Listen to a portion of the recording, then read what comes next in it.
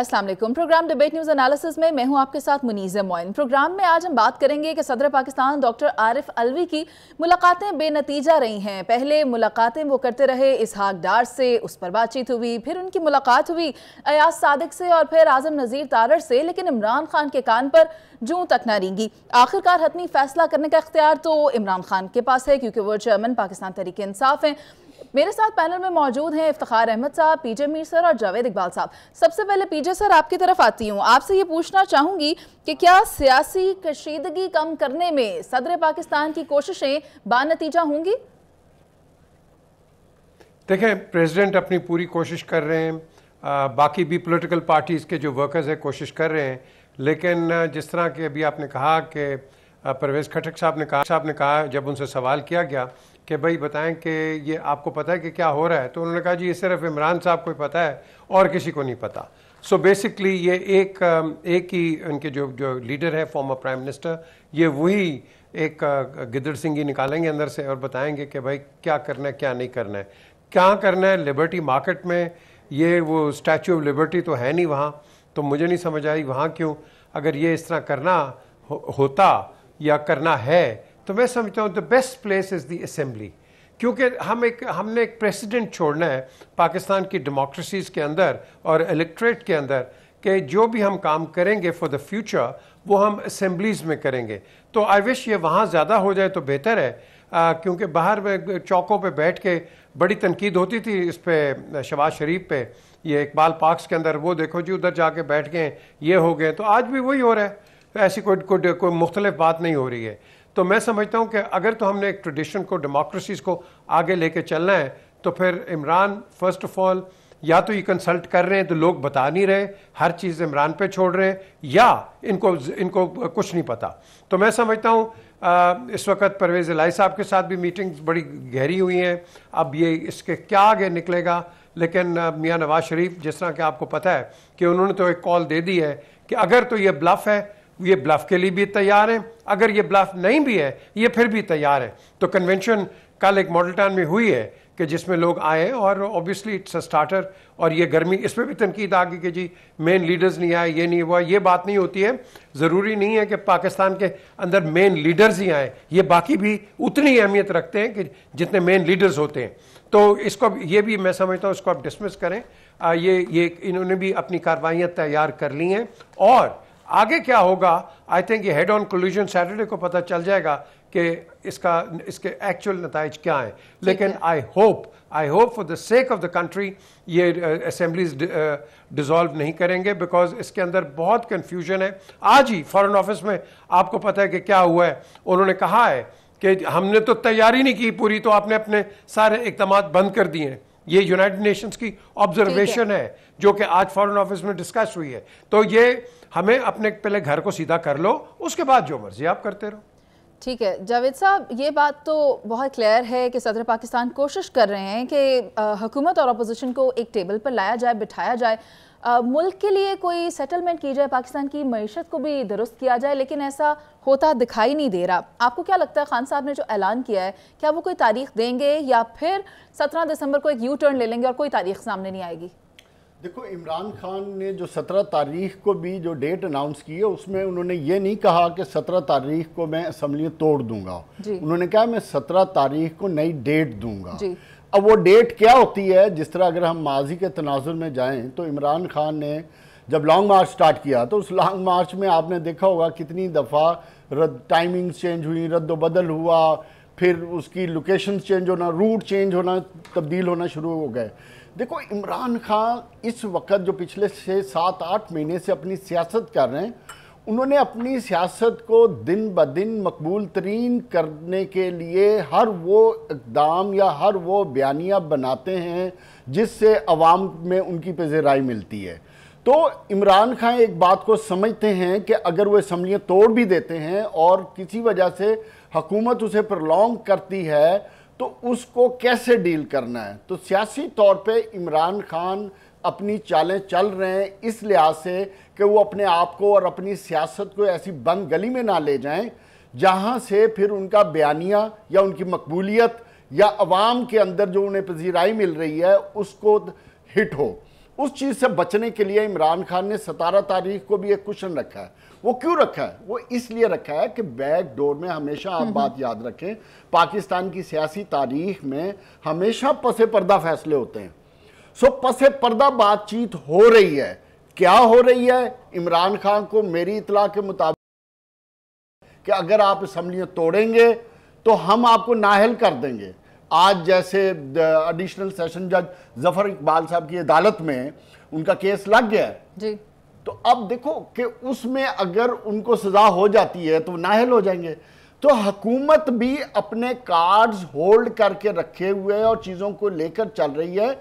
और जो सदर अलवी से बातचीत हो रही है, जनरली तो इसमें मेरी इतला के मुताबिक प्रेशर भी है हुकूमत पे कि आप बातचीत करें। अगर बातचीत करके डेडलॉक को ब्रेक ना किया गया तो फिर सिचुएशन किसी डायरेक्शन में भी जा सकती है। तो सियासी तौर पर मैं ये समझता हूं सियासतदानों को मिल बैठ के मामलात को तय करना चाहिए और तीसरी कुव्वत को मौका नहीं देना चाहिए। जावेद साहब, मैं आपसे कुछ पूछना चाह रही हूँ, वो ये है कि हुकूमत इंतजार कर रही है कि खान साहब डेट दें और इलेक्शन की तैयारी उनकी भी पूरी है। वो कह रहे हैं हम इस बार इलेक्शन भरपूर तरीके से लड़ेंगे, लेकिन पूछना ये चाह रही हूँ क्या खान साहब डेट दे देंगे या नहीं देंगे? देखो, इमरान खान तो ये इमरान खान ही बता सकता है, क्योंकि जिस तरह वो चालें चल रहे हैं, सियासत खेल रहे हैं, वो उन्हीं को पता है। मगर मैं ये समझता हूँ कि अगर इमरान खान डेट दे देते हैं और सिनेरियो ये बनता है कि असम्बलियाँ टूट जाती हैं, तो फिर मैं ये समझता हूँ कि राना सनाउल्लाह की स्टेटमेंट भी है, ख्वाजा आसिफ की भी स्टेटमेंट है, एहसन इकबाल की भी है कि हम 1 मिनट नहीं लेंगे, जनरल इलेक्शन का अनाउंस कर देंगे। लेकिन ये बात करने का मकसद ये था कि हमारे सियासतदानों की ना कोई कमिटमेंट है और ना ही वो इस चीज़ को ओन करते हैं। ये बयानात कुछ और देते हैं और पसे पर्दा इनके हालात कुछ और होते हैं। इसलिए ये सारे सियासतदान एक ही थाली के हैं। अगली बात मैं नहीं करूंगा, एक ही थाली के हैं। क्यों? कि ये अपने सियासी मफाद देखते हैं, अवाम की बात नहीं करते। अवाम का इनको दर्द होता, अवाम की तकलीफ होती, या जिसका आपने मेरे से जिक्र किया मईशत की फिक्र होती कि इस वक्त मुल्क किस दहाने पे पहुंच गया है, बेरोजगारी किस दहाने पे है, तो फिर शायद ये मिल बैठ के तस्वीर कर लेते और मुल्क को आगे की तरफ लेकर जाते। इफ्तिखार साहब, सदर पाकिस्तान कोशिशें तो बहुत कर रहे हैं, लेकिन आखिरकार हतमी फैसला तो इमरान खान ने करना है। आपको क्या लगता है, क्या सदर पाकिस्तान की कोशिशें रंग ले आएंगी? मुश्किल लगता है। मैंने कल भी कहा कि जब अनार की बात हो तो अनार के रास्ते में ये रुकावटें तो आती हैं। मामलात को सियासी तौर पे तय करना चाहिए, यही मुल्क के मफाद में होता है, यही उस सारे सिस्टम के मफाद में होता है। लेकिन अगर कोई शख्स ये चाहे कि वो सिस्टम से ज़्यादा ताकतवर है, सिस्टम उसके ताबे है, तो फिर मुश्किलात आती हैं। और ये मुश्किलात हम अप्रैल के बाद मुसलसल देखते आ रहे हैं। अब हर बात तो नहीं मानी जा सकती, क्योंकि ना वो सिर्फ एक पार्टनर वही नहीं है इस पॉलिटिक्स में, दूसरी सियासी जमातें भी इस खेल में शरीक हैं।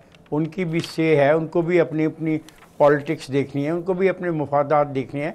अगर ये दोस्त इनके कहते हैं कि वो अपनी पॉपुलैरिटी की वजह से वो फैसला नहीं कर पा रहा, तो ये दूसरों की भी पॉपुलैरिटी कहीं ना कहीं तो होगी ना। सिर्फ इसकी पॉपुलैरिटी तो नहीं है जो ये वोट लेके आ गया, दूसरे लोग भी वोट लेके आए हैं अपनी कॉन्स्टिट्यूंसीज़ में, अपने इलाकों से।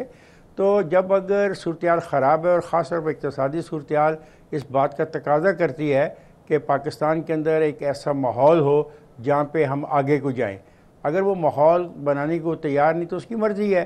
जो मेरी मालूमात है उसमें ये कहा गया हुकूमत की तरफ से कि जो हमारे साथ मुआहदा कर लिया जाए इक़्तिसादी मामलात पर, तो हम आगे बढ़ने को तैयार हैं। इससे ज़्यादा पॉजिटिव रास्ता और क्या हो सकता था। लेकिन दूसरी तरफ से मुतालबा वही है जो पहला एक मुतालबा था चीफ ऑफ आर्मी स्टाफ का, दूसरा मुतालबा था कि मेरे कहने पर एक तारीख दो। वो जो चीफ ऑफ आर्मी स्टाफ वाली बात नहीं मानी गई, लेकिन जिस दोस्त को वो चीफ ऑफ आर्मी स्टाफ बनाना चाहते थे, आज उनके एजाज़ में एक तकरीब हुई है, ग़ालिबन उन्होंने अपनी सियासत का आगाज़ कर दिया है। इनको एक तारीख जो ये देंगे वो मुमकिन नहीं है हुकूमत के लिए उस तारीख को इलेक्शन कराना। तो इस पर थोड़ी सी लचक पैदा करनी पड़ेगी। और ये जो धमकी दी जा रही है ना तीसरी कुव्वत आ जाएगी, कोई तीसरी कुव्वत नहीं आएगी और ना ही किसी तीसरी कुव्वत को आना चाहिए। मैं इस सोच के इसके ख़िलाफ़ हूँ। मामला सियासी तौर पर तय किए जाने चाहिए और सियासी तौर पर तय किए जा सकते हैं। इफ्तिखार साहब, इमरान खान ने अपनी 1.5 ईंट की मस्जिद बनाई हुई है, आपको क्या लगता है कि खान साहब चाहते क्या हैं, वो क्या करना चाहते हैं? वो ये चाहते हैं ना कि वो जो कि उनकी हर बात मान ली जाए ना। देखो ऐसे होता नहीं है। पार्लेज जब भी होते हैं पूरे के पूरे पार्लेज में ये नहीं होता कि हर चीज़ मान ली जाती है, कुछ गिव एंड टेक होता है। अब उनका एक जो पॉइंट था वो नहीं माना गया, वो दूसरा पॉइंट कहते हैं कि अगर मैं कहता हूँ 11 कोई तारीख किसी महीने की 11 को इलेक्शन करवा दिए जाएँ तो उनकी ज़िद है वो 11 को ही होने चाहिए। अब वो ये नहीं देखते कि क्या 11 को होने मुमकिन हैं, इलेक्शन कमीशन तैयार है या नहीं तैयार है, सूबों के अंदर पोजीशन क्या है, सूबाई इलेक्शन कमीशन को कितना पैसा चाहिए, कितना स्टाफ चाहिए और कब ये इलेक्शन होने, मौसम कैसा है, ये कुछ उनके नज़दीक कोई चीज़ अहमियत नहीं रखती। उनके नज़दीक एक चीज़ की अहमियत है कि वो क्या कह रहे हैं। अब देखते हैं 17 को वो क्या कहते हैं और वो क्या चाहते हैं। ठीक है जावेद साहब, मैं सिर्फ एक बात ऐड कर दूं, क्या जिद सिर्फ इमरान खान की है? क्या हुकूमत की हटदर्मी नहीं है? वो नहीं इस वक्त इस पॉलिटिकल स्टेलमेटनेस को ब्रेक करना चाहते और दूसरी 11 तारीख नहीं देनी तो आप 13 दे दें, 15 दे दें, 9 दे दें, 6 दे दें, 29 दिन है पूरे महीने के। ये सारी सूरत हाल एक तरफ है, सारी सूरत हाल एक तरफ है, दूसरी जानिब सदर मुमलिकत पुर उम्मीद नजर आ रहे हैं। वो कहते हैं कि सियासत में कुछ भी हरफ आखिर नहीं होता और वो इस कोशिश में अपना किरदार अदा करते रहेंगे। अभी चलते हैं एक ब्रेक पर, जिसके बाद वापस आएंगे और बात करेंगे खैबर पख्तूनख्वा में अमन और अमान की सूरत हाल के हवाले से। आप साथ रहिए।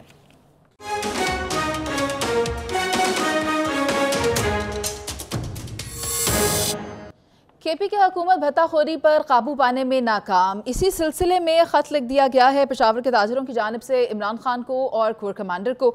और सिर्फ यही नहीं बल्कि दहशतगर्दी के अगर वाक़यात की हम बात करें तो उसमें भी इजाफा होता चला जा रहा है। मैं पीजे सर आपकी तरफ आना चाहूँगी, क्या आप ये मुझे बता सकते हैं कि सूबाई हुकूमत शहरियों के जानो माल में तहफ़्फ़ुज़ देने में क्यों हमें कारामद दिखाई नहीं दे रही?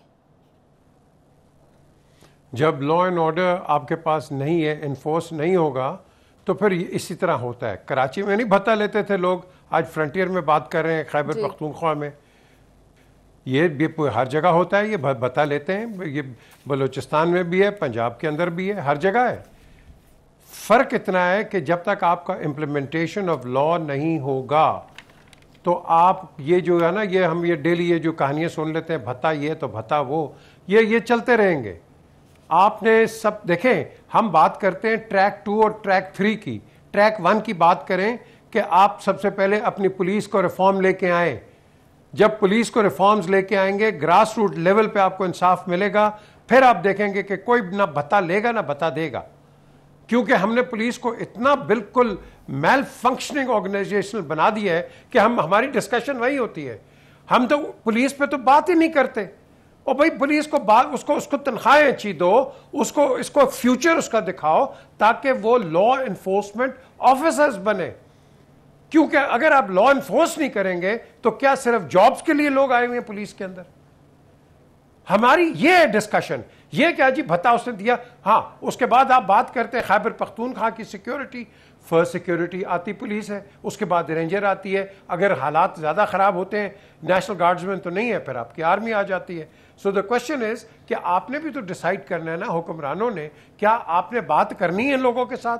ये जो दहशतगर्द है, ये आपके कितने मर गए? 7 लोग अभी ये चमन के बॉर्डर पे मरे, 16 इंजर्ड हुए हैं। तो वहाँ से क्या है, सॉरी, एक्सीडेंट और इस तरह की हमारे से गलती हो गई है। That is not good enough. Sir Miran Shah Who is going to pay for the lives of the 7 people? Sir Miran Shah में भी 3 शहरी जामा कॉम्पनसेट करेगा 7 बंदों को?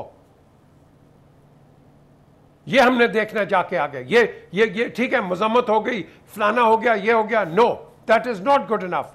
हमने अगर सिक्योरिटी करनी है right up to the last. अगलों ने पकड़ा के नहीं, ये लॉकरबी वालों को और दूसरों को, लिबिया को पकड़ा के नहीं। जब कोई एक्ट ऑफ टेररिज्म और गलत चीज हो जो कि उन्होंने एक्सेप्ट किया है, तो then they should compensate the 7 families. That's the way. जिस तरह ये राव जिंदा का आपका केस आया था सिंध के अंदर, 25-25 एकड़ सबको दिया उन्होंने, कॉम्पनसेट करके देर से दिया है। तो आज मैं कहता हूं, मैं भी यही मुतालबा करूंगा फ्रॉम पाकिस्तान कि you must pay those 7 people and the 16 people injured in an indiscriminate, unjust, unfair firing on Pakistan territory. Iftikhar यहाँ साहब, होती है बात। हम बात कर देते इधर से टोपी ड्रामा, उधर से टोपी ड्रामा। नो, कॉन्क्रीट बात हमने करनी है कि जिसका रिजल्ट निकले। ये नहीं कि टेलीविजन पे आके बात कर दी, हाँ जी ये हो गया, फलाना हो गया। No, we need decisions, we need firmness and we need rule of law in the country. अमीर से अमीर, गरीब से गरीब के लिए। सर, आपका पॉइंट आ गया है कि दहशतगर्दी को जड़ से ख़त्म करने की ज़रूरत है। इफ्तिखार साहब, मैं आपसे ये पूछना चाहूँगी कि जो सूबाई हुकूमत है, क्या वो शहरियों के जानो माल का तहफ़्फ़ुज़ उनको देने में नाकाम हो गई है? 9 साल से वहाँ पे एक पार्टी बरशेकदार है जिसका ये दावा था कि उसकी हुकूमत दूसरे सूबों की हुकूमत से बहुत बेहतर है, और ख़ास तौर पे पुलिस के हवाले से तो वो कहते थे कि हम मिसाली कारकर्दगी हमारी पुलिस दे रही है। ये भत्ते की जो ख़बरें हैं ये आज से नहीं, कुछ साल पहले से आनी शुरू हो गई थी, और ये भी रिपोर्ट हुआ कि ये चीफ़ मिनिस्टर के इल्म में भी थी और तमाम कैबिनेट के इल्म में भी थी। उस वक़्त खामोशी बरती गई और कुछ नहीं किया गया। साहब जो भत्ता मांग रहे हैं वो पर्ची जो दे के जाते हैं, जो मैसेज दे के जाते हैं, उनका कोई मैसेंजर आता है, तो जो वहाँ के महकमे हैं उनका काम है कि उनको आइडेंटिफाई कर दे। 1 साल से बात चल रही है। अफसोस की बात है कि उनको आइडेंटिफाई नहीं किया गया और उनको मौका दिया जा रहा है। तो फिर ये 9 साल की जो बातें की जाती हैं अपनी खूबी की, अपनी काबिलियत की और अपनी कामयाबियों की, तो इसको फिर मैं कैसे समझूं कि वो दुरुस्त है। अगर अभी भत्ते की पर्चियाँ चल रही हैं और जो लोग प्रोटेस्ट कर रहे हैं वो वहाँ के ताजर हैं, वो ज़्यादा उनको मुतासर वो हो रहे हैं। और जैसा मैंने आपसे पहले अर्ज़ किया कि ये पिछले साल से ये बात वहाँ के लोगों के इल्म में थी और चीफ मिनिस्टर के इल्म में थी, कैबिनेट के अरकान के इल्म में थी कि ये वाक़या हो रहा है। तो उनको फ़ैसला करना है ना, उनके पास सब कुछ है। सूबाई तमाम जो ताकत है वो उनके पास है, सूबाई पुलिस उनके पास है, सूबाई खुफिया अदारे उनके पास हैं, और अगर उनको मदद की ज़रूरत है तो वो मदद ले सकते हैं वफाक के अदारों से भी। तो इसको ईजी ना लिया जाए, क्योंकि इसी तरीके से दहशतगर्दी बढ़ भी सकती है, और अगर पेशावर शहर में ये हाल है तो बाकी छोटे शहरों में क्या होगा इसके बारे में हमारे पास कोई अथेंटिक रिपोर्ट तो नहीं है, लेकिन महसूस ऐसा होता है कि वो भी इस दबाव का शिकार होंगे। तो बेहतर ये है कि वहाँ के वज़ीर आला इस मामले में संजीदगी से काम करें और जो हकीकत है उसको मान लें, और जितनी भी ताकत उनको चाहिए उसका वो इस्तेमाल करें। जावेद साहब, कलादम टीटीपी इस खत्ते में अमन के लिए ख़तरा बन गई है। आप क्या समझते हैं, रियासत की पॉलिसी इन अनासर के ख़िलाफ़ क्या दुरुस्त है? देखो मुनीज़, मैंने पिछली दफ़ा भी अफ़गानिस्तान के हवाले से एक बात की थी कि पाकिस्तान को अपनी फ़ॉरेन पॉलिसी को रिव्यू करने की ज़रूरत है। ये जो आज हम गुफ्तगू कर रहे हैं कि भत्ते वाली और रैंसम वाली, ये पिछले 6-8 महीने से ज़्यादा इसलिए भी हो गई है कि जब से तालिबान की उधर हुकूमत आई है और हमने बाड़ भी लगाई हुई है और सिचुएशन इतनी वर्स्ट हो रही है कि हमने टीटीपी के साथ गुफ्तगू करने की भी कोशिश की और वो भी नाकाम हो गई, और जो इधर सेटलर्स आए तो सेटलर्स ने आके इधर इस मामलात को और बढ़ा दिया। मेरी इत्तला के मुताबिक तो बाकायदा वुज़रा भी भत्ता दे रहे हैं, लेकिन सिचुएशन अब इससे आगे जा चुकी है। अब सिचुएशन इस हद तक जा चुकी है कि हुकूमत के बस की नहीं है। इसके लिए पाकिस्तान की फ़ॉरेन पॉलिसी को रिव्यू करना पड़ेगा। अफ़गानिस्तान दिन ब दिन सिचुएशन उधर बदल रही है। अफ़गानिस्तान के अंदर मेरी इत्तला के मुताबिक तालिबान का अपना कंट्रोल नहीं है। इसलिए कंट्रोल नहीं है कि उनके पास रिसोर्सेज नहीं है। रिसोर्सेज नहीं है तो ना वो इक्विपमेंट खरीद सकते हैं, ना वो कोई एक्शन कर सकते हैं, ना पकड़ सकते हैं, ना इन्फॉर्मेशन है उनके पास, जिसकी वजह से वो एक नया बैटल ग्राउंड बनता जा रहा है। एक तो वजह ये है जिसकी वजह से जिसकी वजह से ये तमाम मामलात ख़राब हो रहे हैं। जिस तरह आज चमन बॉर्डर के ऊपर जो फायरिंग हुई है उससे 12 लोग ज़ख्मी हुए हैं और बाकायदा उस एरिया में एमरजेंसी लगा दी गई है। या अब रोज़ाना के वाक़यात आ गए। पाकिस्तान को अब दोबारा नेशनल एक्शन प्लान को स्टार्ट करना पड़ेगा या ऑपरेशन रद्दुल फसाद दोबारा शुरू करें। आपको कुछ करना पड़ेगा। क्यों? मुझे ये समझ आती है कि अफ़गानिस्तान में जिस तरह चाइना का इंटरेस्ट है और जिस तरह चाइना और सऊदी अरब के रिलेशन बढ़ते जा रहे हैं और जिस तरह पाकिस्तान की लॉ एंड ऑर्डर की सिचुएशन इस एरिया में ख़राब तर होती जा रही है और जिस तरह पाकिस्तान की माशी सिचुएशन है, इन तमाम सिनेरियो को मैं देखूं कि अमेरिका अपनी रेलेवेंस इस एरिया में चाहता है। अच्छा। वो हो सकता है उसका कोई बड़ा मकसद हो जो आने वाले वक्त में हो सकता है वो होने वाला हो, जिसके लिए पाकिस्तान को शायद उसकी एयर स्पेस की ज़रूरत पड़ जाए, शायद पाकिस्तान से उसको बेसिस की ज़रूरत पड़ जाए। तो वो एक ऐसी सिचुएशन क्रिएट होती हुई मुझे नज़र आ रही है जहां हमें उस चीज़ के लिए कंट्रोल किया जा सके।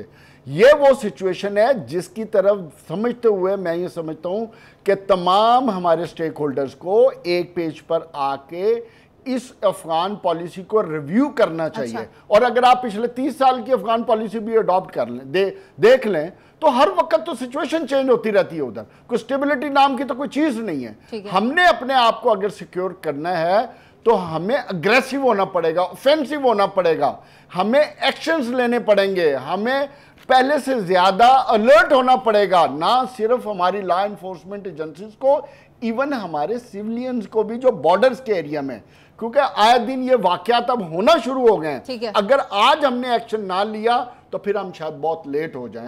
हमें इस चीज को रियासत ने कलअदम तहरीक तालिबान पाकिस्तान के मुतालबात को मानने से इनकार कर दिया, जिसके बाद ये देखा गया है कि इस तंजीम की जानिब से जो कबायली अफराद हैं, जो बच्चे हैं, ख़वातीन हैं, उनको टारगेट किया जा रहा है। लेकिन रियासत के आईने पाकिस्तान के तहत दहशत गर्दों से निपटने की जो स्ट्रैटेजी है, जो पॉलिसी है, उसने इन दहशत गर्दों को मायूस किया है। इसीलिए ये दहशत गर्द अपने आखिरी हरबे अपना रहे हैं। अभी चलते हैं एक ब्रेक पर, जिसके बाद वापस आएंगे और फिर आपसे करेंगे बात पाकिस्तान की मईशत पर। आप साथ रहिए।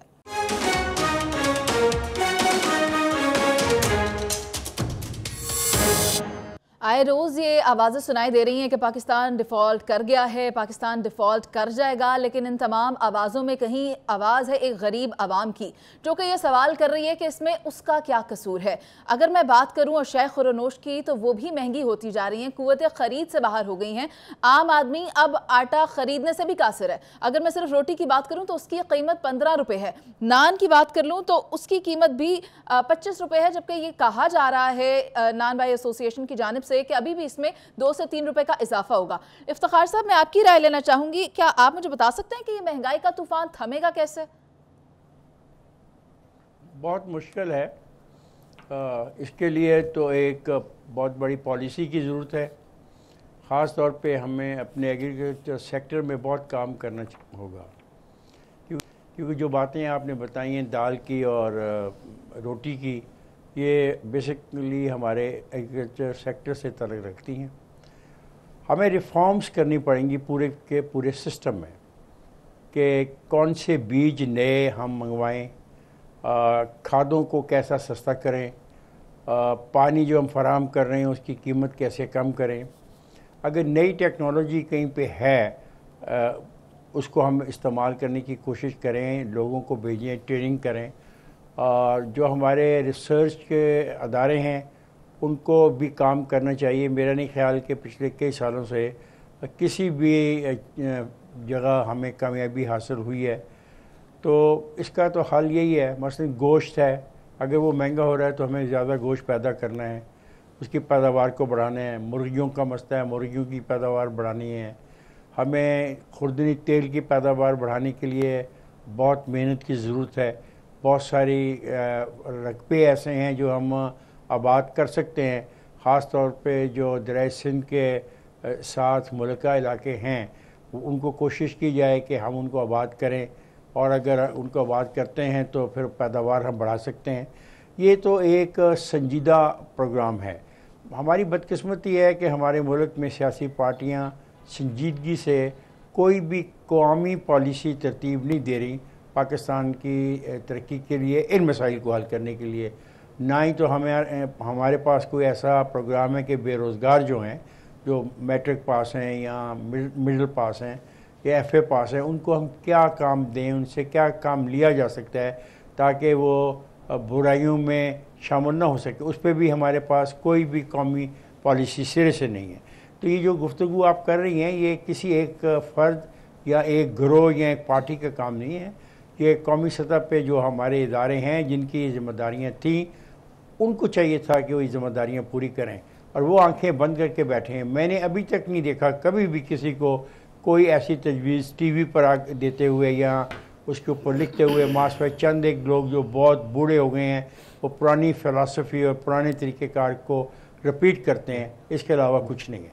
तो हमें पूरे सिस्टम को चेंज करना पड़ेगा, तब जाके कुछ साल के बाद हम इस काबिल होंगे कि ये जिन चीज़ों का आप तस्करा कर रहे हो कि रोटी सस्ती हो जाए और दाल सस्ती हो जाए, इट विल टेक ईयर्स, वो भी तब जब हम कुछ कर लें।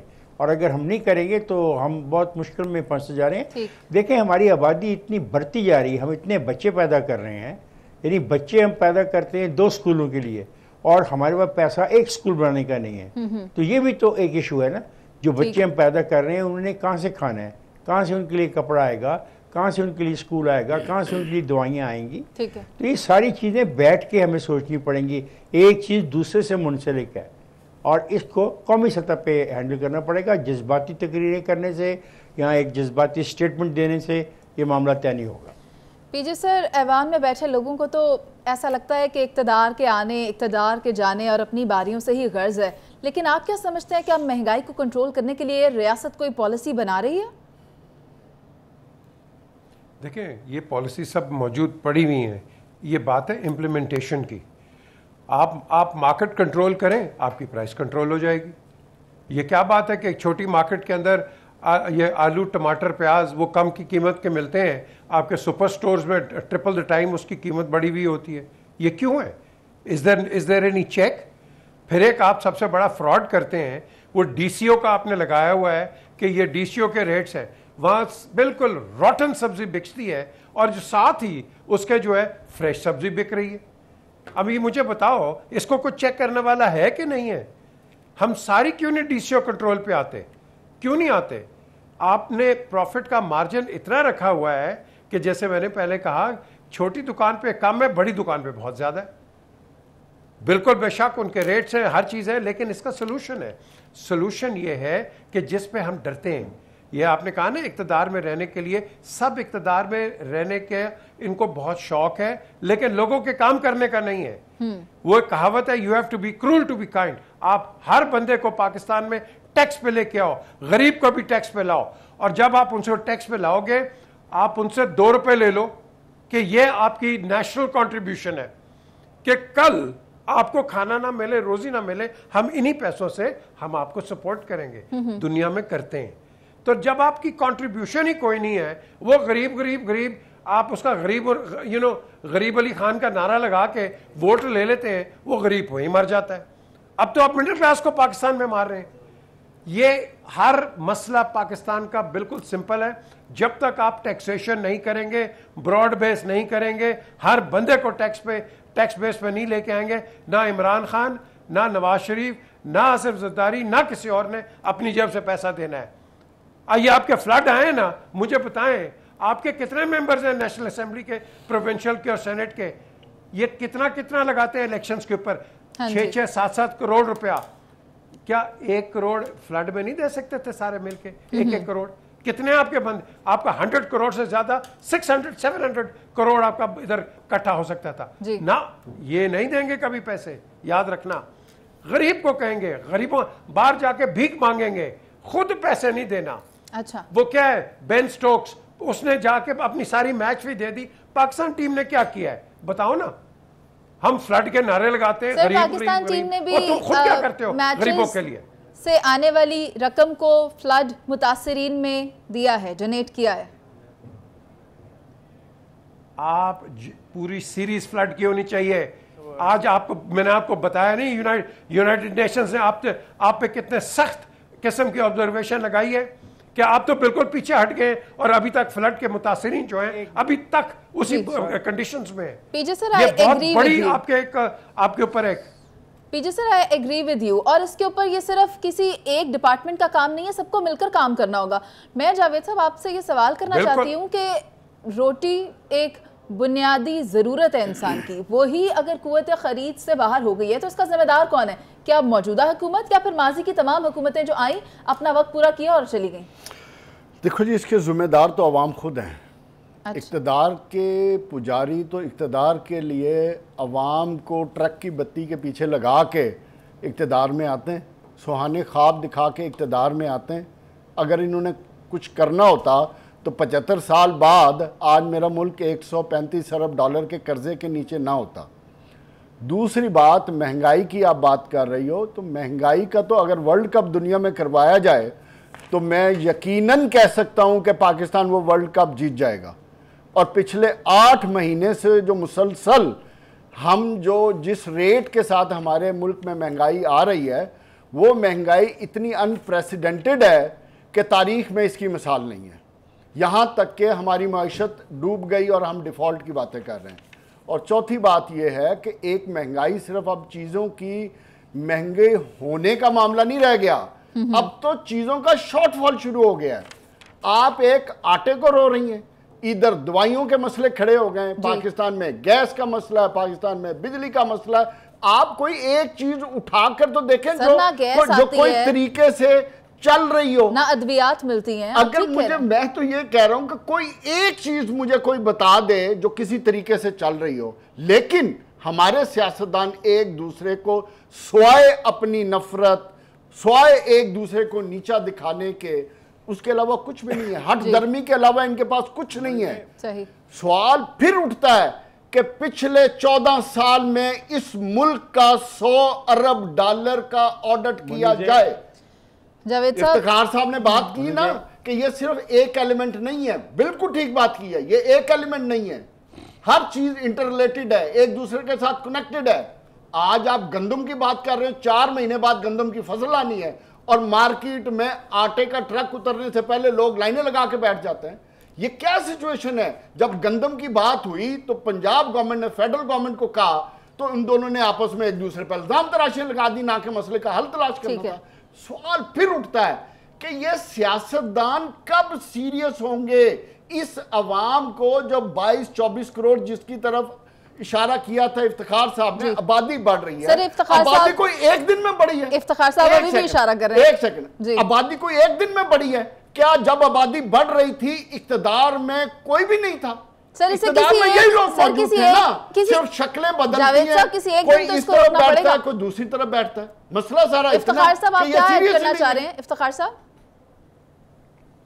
मैं ये ऐड करना चाह रहा हूँ कि हमें तमाम पैदावारी अमल को बढ़ाना होगा, हमें रिसर्च एंड डेवलपमेंट को से काम लेना होगा। सर, ये किसने करना है? बेस्ट प्रैक्टिसेस जो हैं उनको इस्तेमाल करना होगा और ज़्यादा रकबे को ज़ेरे काश लाना होगा ताकि हमारा ये मसला हल हो सके, वरना हम बहुत परेशानियों का सामना करना पड़ेंगे। बाकी जितनी गुफ्तगू है ये सियासी है, मैं अमली बात करना चाह रहा हूँ। इफ्तिखार साहब आप ठीक है, आप सबका बहुत शुक्रिया। मैं यहाँ पर यही कहना चाहूँगी कि सूरत हाल से निपटने के लिए सियासी इत्तफाक राय होना बहुत ज़रूरी है। सबको मिलकर मईशत बचाव के एजेंडे पर काम करना होगा, यही एक रास्ता है जिससे मुल्क बच सकता है। मुझे शहबाज शरीफ की वो बात भी याद है जिसमें शहबाज शरीफ ने कहा था कि मैं कपड़ा बेचकर आटा सस्ता करूँगा। अगर शहबाज शरीफ साहब को याद हो तो। इसी के साथ आपसे इजाज़त, अल्लाह निगहबान।